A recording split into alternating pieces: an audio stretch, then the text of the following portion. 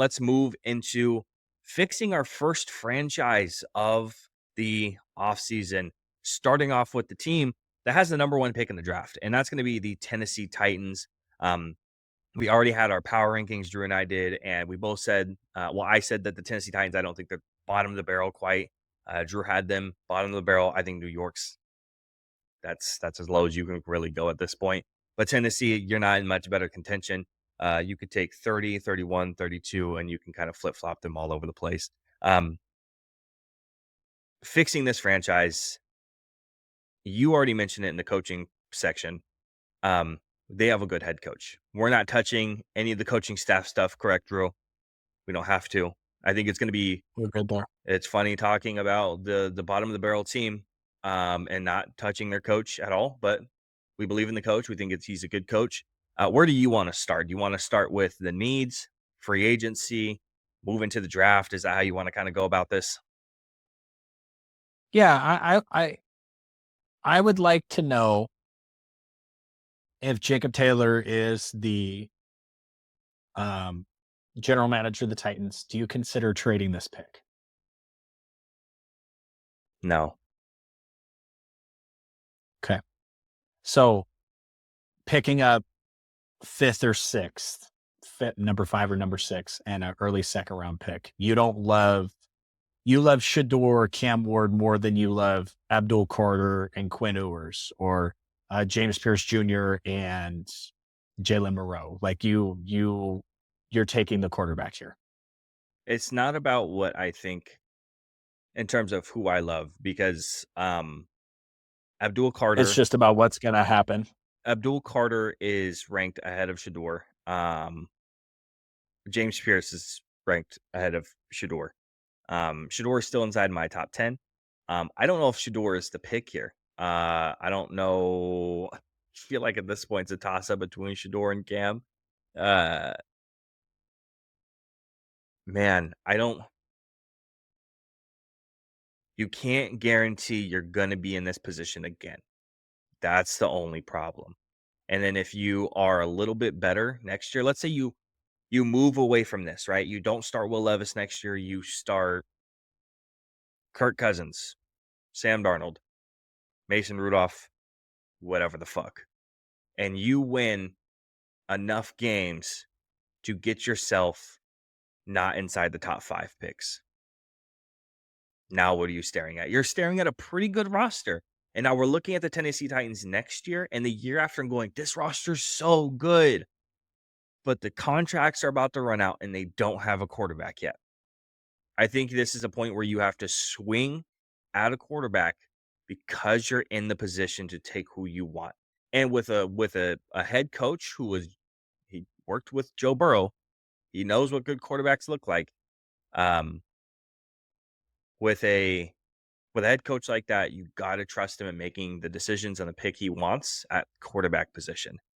And obviously those two guys, it's going to come down to Cam and it's going to come down to Shadour. But I think you, at the end of the day, to answer your question, you stay put because you don't know if you're going to ever pick in this spot again within the next couple of years. So we're not doing a mock draft here. So first pick's over. They've taken a quarterback, Shadour Sanders, Cam Ward. Yep. The next thing I want the Titans to do is I want them to go look at Ronnie Stanley, or I want them to go look at Cam Robinson. I want them to sign, preferably in my opinion, Cam Robinson. You put him in at left tackle. J.C. Latham, you're back to right tackle where you spent your whole career at Alabama. I think you've now solidified your offensive line. You bring in a veteran at left. J.C. Latham goes back to right. You can get your, Peter, not a tackle, Skoronski. You can get other talent later in the draft at the center guards situations. Yeah. And then what I really think you need to look into doing is Calvin Ridley's Calvin Ridley. Calvin Ridley gave you 1,000 yards and 4 touchdowns this year. He had 1,000 yards and 8 touchdowns last year. He's 1,000 yards. He's 1,000-yard wide receiver. Westbrook Ikhine had a hell of a year this year. He's a free agent. Yes. Do you bring him back, or No. do you go get T. Higgins? I think you know what I'm saying. I think you let him walk. I don't know if you. I don't think Tennessee has $50 million in cap space. So here, let's do it like this, Drew. This is our first time doing it. Let's go through the roster. Okay. And let's go one by one. So at the quarterback position, starter this year is Will Levis. We're looking at the draft for that, obviously. Cam Ward, Shadour Sanders, we're not going to have the argument quite yet. If you want an argument about Cam Ward versus Shadour Sanders or what's going to happen, what we think is going to happen, or positional rankings, hit subscribe. We're going to have all those arguments at a later point. Point is, right now, it's one of those two guys. The one of those two guys is starting at quarterback next year, correct? Yep. Tony Pollard is going to continue to stay in Tennessee. He had a good year behind an offensive line that didn't really block for him that well. His yards after contact was fantastic. He's staying at the running back position, correct? Yeah, with a solid backup. Yep. Calvin Ridley stays. Nick Westbrook-Akine, he's a free agent. We already talked about him. I would let him walk. I think that with the touchdowns that he produced, I think he's going to ask for more money than he's worth. That you can go get the same. I don't. When I say same type of production, I'm not talking about this year. I'm talking about a next year thing. You can go sign a Josh Palmer or a Noah Brown for the same type of production that you can get out of Nick Westbrook-Akine that he's going to produce next year. I don't think he's going to give you a crazy amount. The other wide receiver on the board is Tyler Boyd. He's also going to be a free agent. I think you let him walk as well. Do you think you let that guy walk as well, right? I'm honestly, I don't really care about Tyler Boyd. Yeah. I don't really care about 3, 4, 5. I'm of the mindset that if the Titans want to be good next year, Calvin Ridley is not the number one. That's my opinion. I think that you have to bring somebody, or you have to bring in a number 2 that's right there. And I'm not talking Chris Godwin. Like, I'm talking, is Amari Cooper healthy? I'll consider it. You have to go after T. Higgins, a Stephon Diggs, Yeah. not DeAndre Hopkins, obviously. I just think, So you pretty much have your eyes set on T. Higgins. Calvin Ridley can't be the one. T. Higgins is who you're kind of running after. I just want you to look at what the quarterbacks that were successful this year had in front of them, the weapons that Jaden had, the weapons that, well, Bo Nix really didn't have a ton of weapons. His mid-tier wide receivers were really good this year. Yeah. What the Chicago Bears tried to set Caleb Williams up with, and I don't. Calvin Ridley, you need to upgrade the number 2 spot. And if you can upgrade your number 2 wide receiver spot with Calvin Ridley, that's a freaking win to me. Yeah. Sure. If you're going to upgrade him with your number 2 spot with, I don't want to, I'm not a believer in upgrading it with a rookie, because by the time you come back around in the draft, I think at pick number 35, I just don't know if that you're number 2 standout guy is there. I think in the draft at that second round pick, you're looking at edge rusher and tackle, and the guys, the names that are floating around that spot right there. Mike Green, who is getting more and more hype as the time goes on, who might sneak into the first round. Cameron Williams and Josh Connerly all have again, edge rusher and tackle spot, I think, are the positions that you look at in the second round. Those are the positions that are floating around in those areas. Yeah, I'm with you. I'm with you on that one. The tight end spot, Chiga Conquo. Keep him. I like him. Yeah. I think he's a good player. So offensive line, JC Latham, Peter Skoronski. Lloyd Cushenberry is going to be the starter. He's on IR. He was a free agent signing, got hurt. He's a really good center, so he's going to be starting there at the center position. And then you have the right guard and right tackle position. So we move Latham over to the right tackle spot, his natural position. And we're hoping for, so you say, so we have a guard position open, you have a tackle position open. What were the names you said at the tackle position in free agency? Because I have a guard position that I have for a free agency. Ronnie Stanley or Cam Robinson. Okay. Obviously the Kansas City Chiefs guard is a free agent. I'm not a big believer in paying top of the line money at the guard position. I don't think you can mention your free agents in a second, but if you bring in a Cam Robinson at left tackle, and then you move JC Latham, who was okay this year, to right tackle, I think he'll be much better at right tackle. Yes. Peter does his thing. You bring back your center that's on IR, at that last guard spot, you re-sign like Dylan Radins, who played guard for you this year. He played league average guard. Yep, But he when you did. bring in a pro bowler at center and then you bring in a really good player at left tackle and you move JC Latham, it's okay to have a league average player at left guard. Yep, It's okay, especially with a Cam Robinson right there. yep. So filling it at free agency, that's fine as long as you're not paying top of the line money to a guard, you know. Obviously the Rams are in the playoffs, so I can't talk too much crap about what they did. But you know, at I $50 totally million I in cap space, I just think you spend it elsewhere. Sure. No, I think I understand, what you're saying. I think a guy that you could get, depending on what type of money he wants, but he's been well above league average on the year.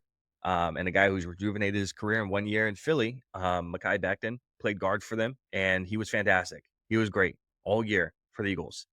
So if you want to bring in a guy like that, depending on the type of money that he wants, I think that fills the spot immediately. Um, and again, he's been great. He was awesome all year. So he was above the league average on PFF grades. So shout out to Mackay for actually being healthy and being and playing all year, man. So he played 903 snaps on the year. Um, so good on him. I think that kind of fixes the offensive line situation, and you still have the offensive line coach. I forget his name. It's actually the head coach's dad. He's one of the best offensive line coaches in the NFL. But he can make do with that combination, and I think we fixed the offensive line immediately. And now we're looking at a Tennessee Titans team that looks pretty hopeful. Looking at the defensive side of the ball now, um, how they have it set up, they play a 3-4 at their defensive end spots. They have Sebastian Joseph Day, who is a free agent. You have Jeffrey Simmons, and then you have big motherfucking Tavondre Sweat at nose tackle. Um, obviously, Sweat stays. He's going to be a starter. Jeffrey Simmons stays. Fantastic player. Sebastian Joseph Day has actually been great all year, depending on the money he wants. I think you re-sign him. I think he's been awesome. If you if you don't want to pay him, I think other edge spots you can look at is Azeez Ojulari and Dante Fowler, but I think you could get similar type of production out of any one of those guys. Sebastian Joseph Day, Fowler, Olari. I think Ojulari. I think any of those guys could play the edge spot for them pretty efficiently, and I think they can all make around the similar type price tag. But I think I'm a big fan of bringing back Sebastian Joseph Day at this point. Yeah, I like bringing back Joseph Day. I think that's a good idea. If you don't bring him back, then you're playing in the maybe the Josh Sweat market. Yeah. Um, I think that Harold Landry is a huge cut candidate for them. I know he's a stalwart down there. I think Kenneth Murray is a huge cut candidate for them. He Yep. led the team in Agreed. tackles this year, but he was absolutely awful in space. Hmm. He's not a good in space defender. So that's like $27 million that you can free up just right there. And Yep. you know, that puts you in the position to go get a I don't know what the demand for Khalil Mack is going to be this offseason. You could bring in a player like him. Yeah. Um, there's a certain linebacker that's coming off a torn Achilles that plays for San Francisco that I think is going to be in very high demand this Yep. offseason, who, in my opinion, can definitely play middle linebacker and edge. He could play all over the place. So I'm with you. there's a lot of opportunity, um, for them to upgrade this defense. You obviously already have a really good corner. They got a safety. Jerome Baker's a free agent. You will let him walk or you resign him?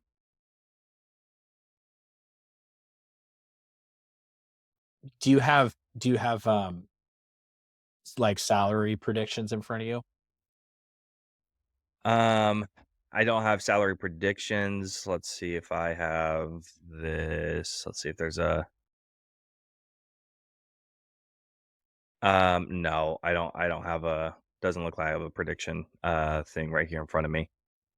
For me, when it comes to Jerome, I don't know if I would bring him back looking at how he played this year, playing like a little bit below average.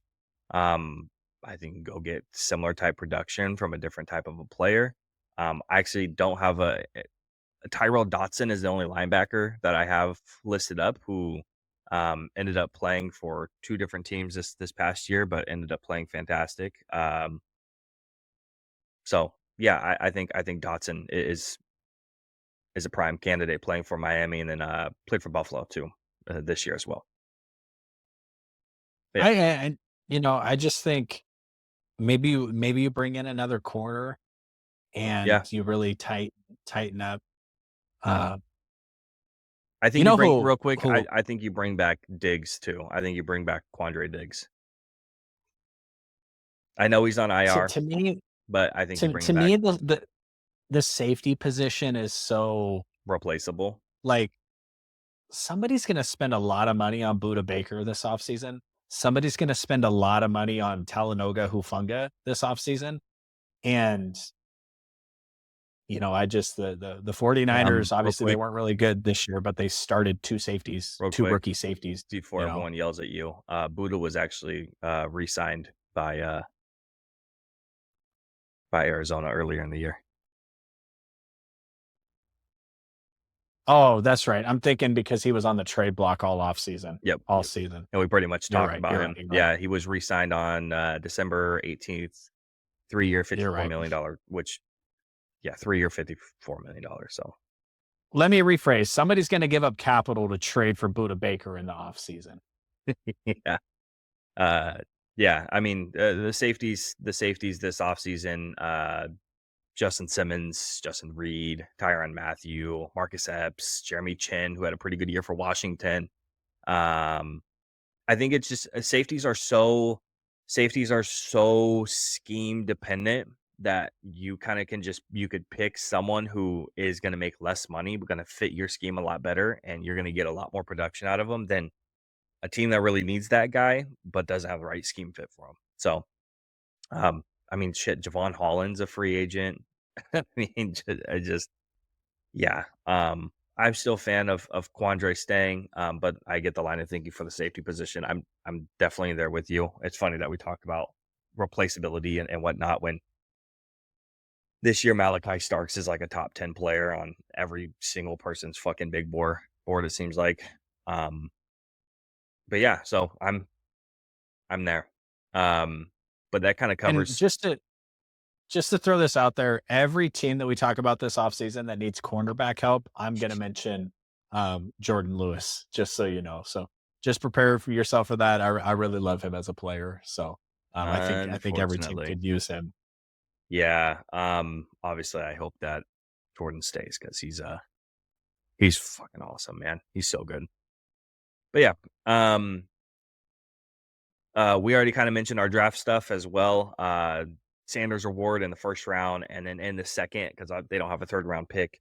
I think you're looking at Mike Green, Cameron Williams. If Cameron Williams actually does declare for the draft, because there's questions on he might actually play, he might stay, play left tackle, and then he might get drafted even higher than that because Cameron Williams is a very toolsy guy, very raw prospect, and then Josh Connerly as well.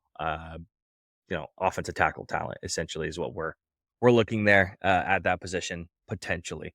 Um, but yeah, we're not going into the third round. I would usually going forward if they have a third round pick, I'll mention third round talent. So yeah, I think that kind of leaves us, with the Tennessee Titans, a lot of hopeful areas. You want L'Jarius Sneed healthy, right? That's the key there. You want to bring back your defensive line. Essentially, you kind of fill your linebacker holes with a couple of players in free agency as well.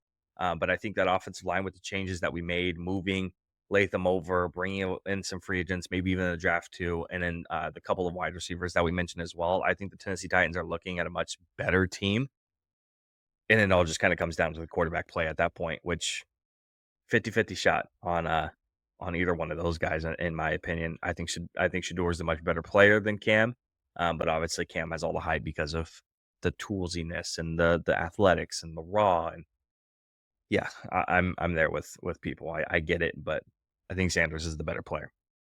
Anything else with the Tennessee Titans? All right. So next we are going to be moving into it's the Cleveland Browns next week, right? That's what we want to cover next week. So Cleveland Brown fans, look out for that one. I will be covering them next.